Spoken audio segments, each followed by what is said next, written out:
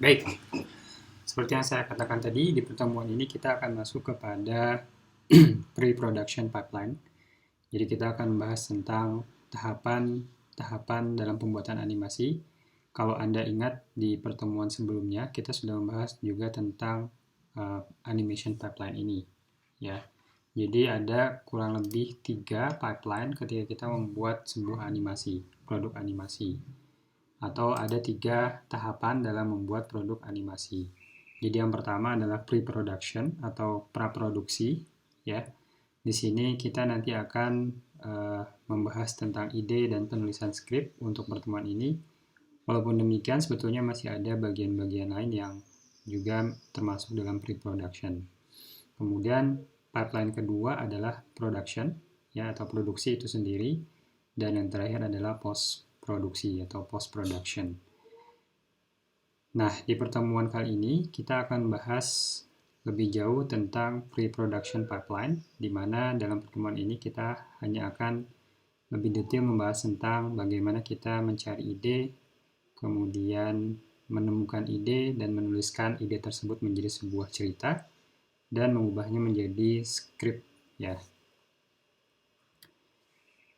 Ini akan kita bahas dalam praproduksi ini. Jadi ada ide dan konsep, ideas and concept, kemudian penulisan skrip, ya, script writing, kemudian storyboarding, kemudian desain karakter dan lingkungan atau characters and environment design, dan yang terakhir adalah organization atau pengorganisasian. Perlu diperhatikan juga di dalam tahapan-tahapan yang ada di dalam pre-production ini sebetulnya tidak strict harus mengikuti secara berurutan gitu ya. Karena di beberapa buku yang saya baca di referensi tertentu juga ada yang menuliskan karakter desain terlebih dahulu gitu ya sebelum storyboard. Tapi kurang lebih inilah langkah-langkah yang biasanya dilakukan ketika kita membuat sebuah produksi produk animasi gitu ya. Baik, pre-production pipeline, tahapan praproduksi. Jadi menurut Andy, every good animation starts with an idea. Developing that idea into a film is a challenging but creative task. Ini bahasa Inggrisnya, ini bahasa Indonesianya. Ya, supaya kita mudah.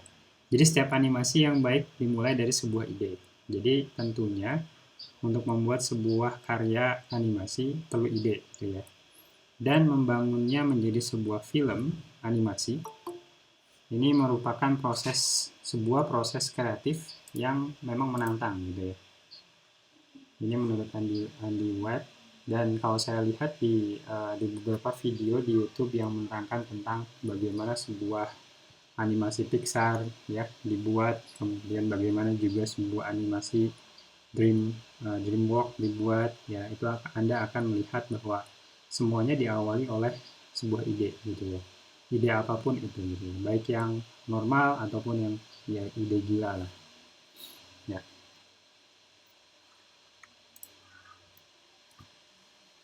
Nah, apa yang dilakukan di tahapan ini, pada tahapan ini, pada tahapan pre-production pipeline ini gitu ya.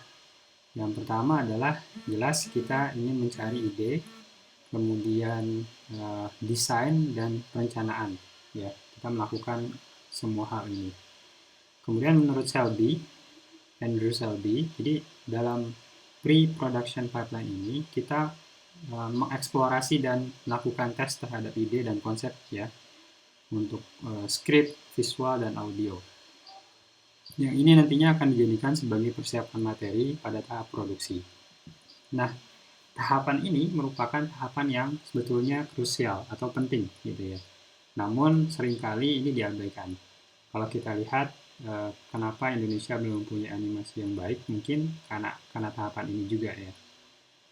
Walaupun sekarang kita sudah melihat banyak sekali bermunculan film animasi dari Indonesia yang sangat menarik dan baik juga gitu ya. Contohnya Nusa ya. Kemudian juga di TV-TV nasional banyak juga bermunculan TV-TV ini, animasi-animasi ini gitu ya. Kemudian kenapa harus melakukan praproduksi? Nah, jelas beberapa alasan yang bisa kita sampaikan adalah pertama untuk memastikan apa yang akan dianimasikan itu bisa berjalan dengan baik. Ya, baik itu dalam hal struktur penceritaan, ya, storytelling, kemudian perancangan karakter dan lingkungan, serta memperjelas arahan dan gaya animasi. Jadi di tahapan ini kita mencoba memperjelas semua hal terkait dengan ide, ya baik itu nanti penceritaannya, strukturnya, ya, kemudian karakternya, kemudian dialog dan arahan gaya, serta gaya animasinya. Gitu. Yang kedua, kenapa kita harus melakukan praproduksi? Untuk memastikan bahwa animasi yang akan dibuat itu visible. Artinya, apakah animasi ini layak atau mungkin dikerjakan dan direncanakan dengan baik. Karena banyak animasi gagal dikarenakan buruknya perencanaan dan bisa juga tidak realistis gitu ya. Ingin membuat animasi yang wah tapi tenggat waktunya sedikit. Kemudian resource ya, SDM-nya, keuangannya juga sedikit. Nah, ini perlu direncanakan di tahapan ini. Animasi jelas membutuhkan biaya besar, terutama untuk animasi-animasi yang besar ya tentunya. Walaupun demikian tidak harus juga menggunakan biaya besar.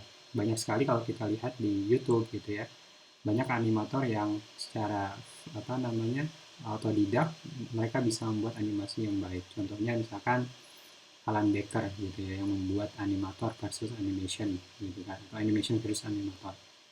Dia menggunakan alat yang sederhana, kemudian yang ada di sana gitu ya. Tapi memang idenya bagus. Kemudian teknik dia membuat animasi itu juga bagus gitu ya. Tentu kalau saya lihat juga di video yang dibuat oleh Alan Baker, dia menceritakan bahwa semuanya berawal dari ide ya. Nah, memulainya tanpa perencanaan dan ide ini, dia hanya akan nanti bencana untuk membuat animasi ini terjadi gitu ya. Maksudnya bisa jadi nggak jadi animasi yang kita buat gitu. Lalu bagaimana prosesnya? Nah, semua dimulai dengan ide. Ide ini bisa didapat dari manapun. Baik itu dari ketika Anda menggunakan bis ya, atau misalkan hasil diskusi dengan teman, Anda membaca cerita pendek atau buku. Ya, yang pasti Anda harus siap ketika ada ide datang, maka siapkan notebook. Biasanya kita menggunakan notebook, ya, sketchbook atau recorder. Sekarang mudah ya, Anda mempunyai smartphone, Anda bisa merecord percakapan Anda atau misalnya ide Anda juga bisa mengambil gambar dengan smartphone Anda. Yang penting di sana adalah kita mengumpulkan idenya, gitu ya. Lalu ide yang muncul tadi dipupuk dan disiapkan hingga masuk ke tahap produksi. Nah, apa yang dilakukan di sini? Ya, memupuk dan menyiapkan ide. Jadi ada alirnya, ada alir produksi ketika kita menyiapkan ide, kemudian memupuknya menjadi sebuah konsep yang baik dan bisa digunakan atau dilakukan di tahapan produksi. Yang pertama alirnya adalah tentu ide itu sendiri dan konsep, ya. Kemudian script writing, kita menuliskan ide tersebut menjadi sebuah cerita, sebuah script. Kemudian nanti berdasarkan script itu kita buat storyboard. Lalu selanjutnya dilanjutkan dengan pembuatan karakter desain. Nah, storyboard dan karakter desain dan lingkungan ini biasanya ordernya itu urutannya bisa